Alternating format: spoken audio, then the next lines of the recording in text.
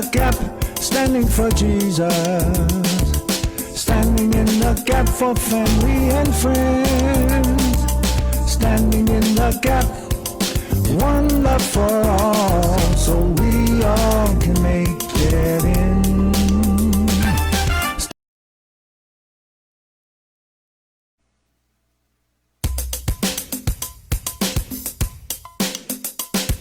Standing in the gap, standing for Jesus.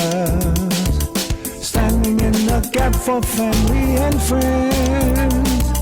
Standing in the gap, one love for all, so we all can make it in.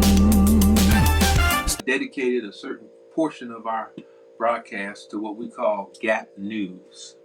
Now, Gap News is to relate God's word to the headlines, today's headlines. A lot of people say, "Well, the Bible was written so long ago and all that." Well, let's apply it to what's going on now, and we've been doing that. And Marvel's in charge of that, and she's been trying to show you something. Not only just focusing on the bad things, because sometimes people get thrown off and put off. All I hear is bad stuff. So there's good stuff going on too, but I let her handle that. So Marvel, tell them what you have for them in Gap News today. I'm back. So, we've been having a lot going on talking about this defaulting on our debts and the debt ceiling and all of this kind of talk. And I don't know if you saw it, but our president, Joe Biden, gave a speech last night talking about the state of our country right now with the debt and the budget. I'm going to share that with you right now.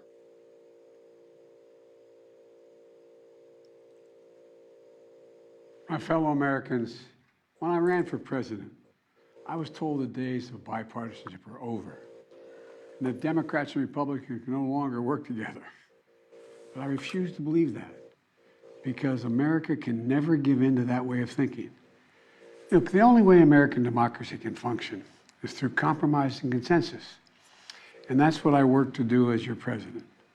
To forge bipartisan agreement where it's possible and where it's needed.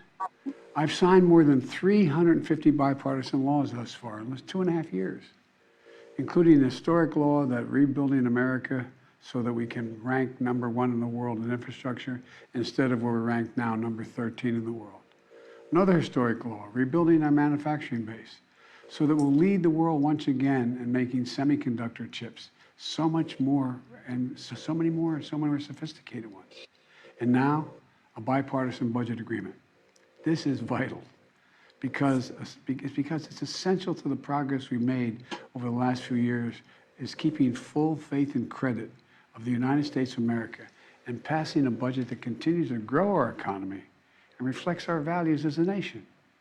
That's why I'm speaking to you tonight, to report on the crisis averted and what we're doing to protect America's future. Passing this budget agreement was critical. The stakes could not have been higher. If we had failed to reach an agreement on the budget, there were extreme voices threatening to take America for the first time in our 247-year history into default on our national debt. Nothing would have been more irresponsible. Nothing would have been more catastrophic. Our economy would have been thrown into recession. Retirement accounts for millions of Americans would have been decimated. 8 million Americans would have lost their jobs. Default would have destroyed our nation's credit rating, which would have made everything from mortgages to car loans to funding for the government much more expensive. And it would have taken years to climb out of that hole.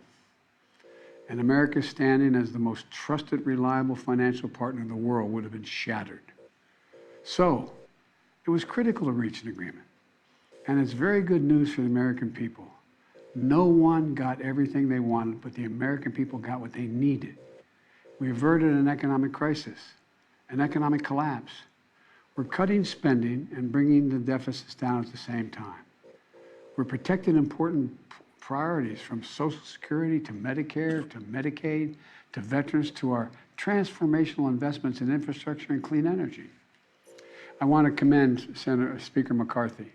You know, he and I, and our teams, we were able to get along, get things done. We were straightforward with one another, completely honest with one another, respectful with one another. Both sides operated in good faith. Both sides kept their word. I also want to commend other congressional leaders. House Minority Leader Jeffries, Senate Majority Leader Schumer, Senate Minority Leader McConnell. They acted responsibly and put the good of the country ahead of politics. The final vote in both chambers was overwhelming, far more bipartisan than anyone thought was possible. So, I want to thank the members of Congress who voted to pass this agreement, which I'm going to sign tomorrow and become the law. So here's what the deal does.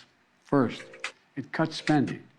And over the next 10 years, the deficit will be cut by more than $1 trillion. And that will be on top of the record $1.7 trillion I already cut the deficit in my first 2 years in office. And it's clear we're all on a much more fiscally responsible course than the one I inherited when I took office 4 years ago.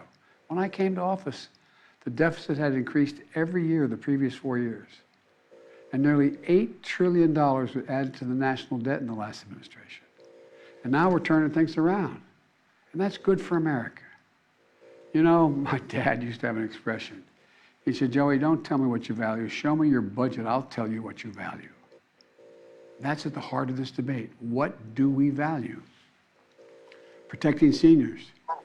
You may remember during my State of the Union address, there was a spirit exchange between me and a few Republicans spontaneously occurring on the floor of the House of Representatives. I was pointing out that for years, some of them were putting forward proposals to cut Social Security and Medicare. And some of them that night took exception, and they said very loudly that that wasn't true. So I asked them on the floor at that night, I said, ask them a simple question. Will you agree not to cut Social Security, not to cut Medicare? Would they agree to protect these essential programs? They're a lifeline for millions of Americans. Programs that these Americans have been paying into every single paycheck they've earned since they started working. And that provides so much peace of mind. With the bright lights and cameras on, those few Republicans who were protesting, they agreed. They said they wouldn't cut it. That's how we protected Social Security and Medicare from the beginning and from it being cut, period. Health care was another priority for me, a top priority.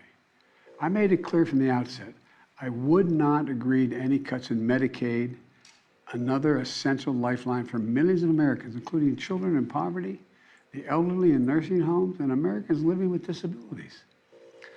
The original House Republican proposal would have cut health care for up to 21 million Americans on Medicaid.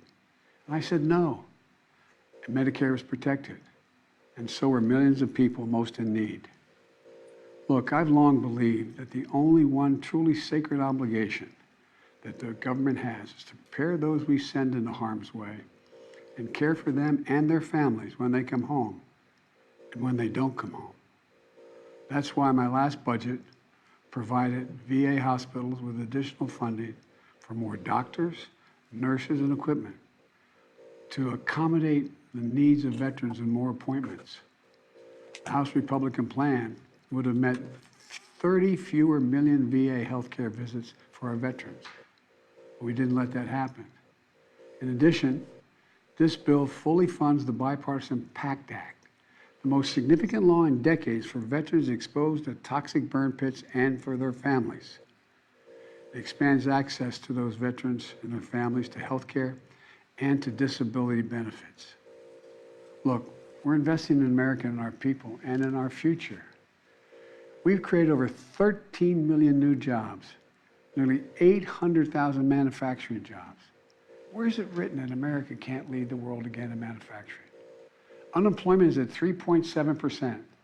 More Americans are working today than ever in the history of this country. And inflation has dropped 10 straight months in a row. In this debate, I refuse to put what was responsible for all this economic progress on the chopping block. This bipartisan agreement protects the law that will help us build the best infrastructure in the world. It fully protects the Chips and Science Act, which is going to bring key parts of our supply chain to America, so we don't have to rely on others. like semiconductors, those tiny computer chips smaller than the tip of your finger that affect nearly everything we rely on, from cell phones to building automobiles to the most sophisticated weapon systems and so much more. We protected another law that I passed and signed last year that finally beat Big Pharma, which I've been trying to do for over 30 years. It finally gives Medicare the power to negotiate lower drug prices, just like the VA has been able to do for veterans. This law has already dramatically cut the cost of insulin for seniors from as much as $400 a month to just $35 a month for insulin. Negotiating lower drug prices not only saves seniors a lot of money, it saves the country a lot of money. $160 billion that's not having to be paid out because drug prices are more rational. We pay the highest drug prices of any industrial nation in the world, and it's just the beginning. You know, we also protected the most significant breakthrough ever in dealing with the existential threat of climate change. Today, new wind and solar power is cheaper than fossil fuel. Since I've been in office, clean energy and advanced manufacturing have brought in $470 billion in private investments. It's going to create thousands of jobs, good-paying jobs, all across this country, and help the environment at the same time. Remember, at the beginning of this debate, some of my Republican colleagues were determined to gut the clean energy investments.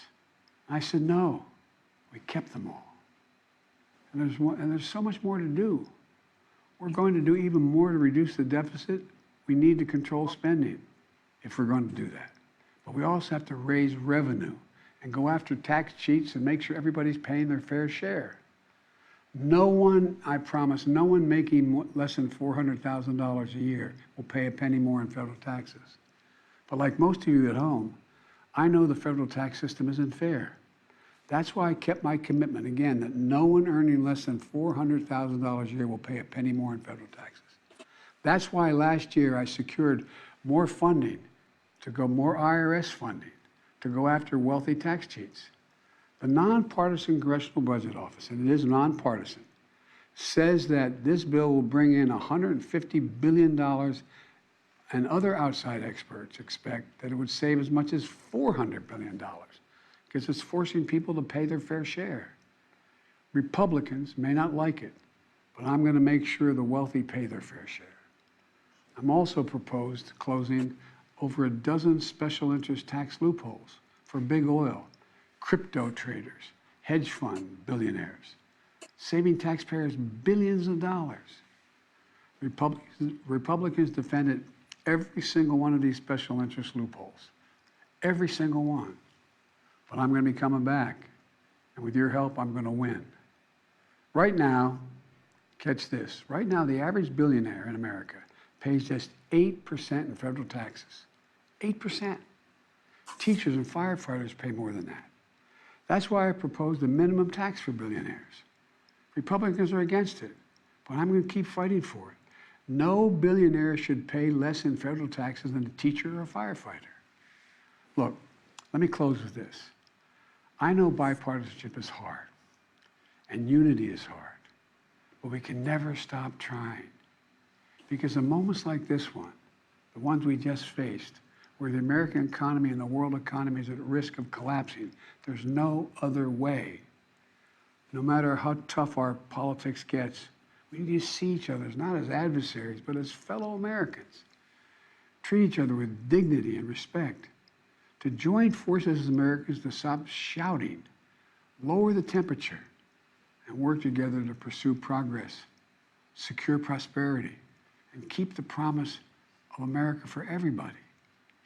As I've said in my inaugural address, without unity, there is no peace, only bitterness and fury.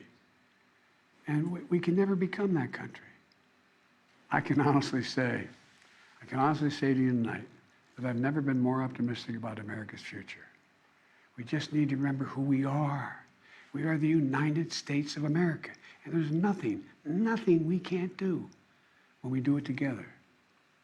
So thank you all for listening, taking the time tonight to listen to me. May God bless you all, and may God protect our troops. Thank you. So that was President Biden's first Oval Office address. He talked about a lot of things, but you know, talk about good news. You know, it looks like our economy's doing well. Things are going better for us, and like he said, looks like there's nothing we can't do if we do it together as Americans. I just, there's so much negativity and so much angst and anxiety and, hollering and screaming at people.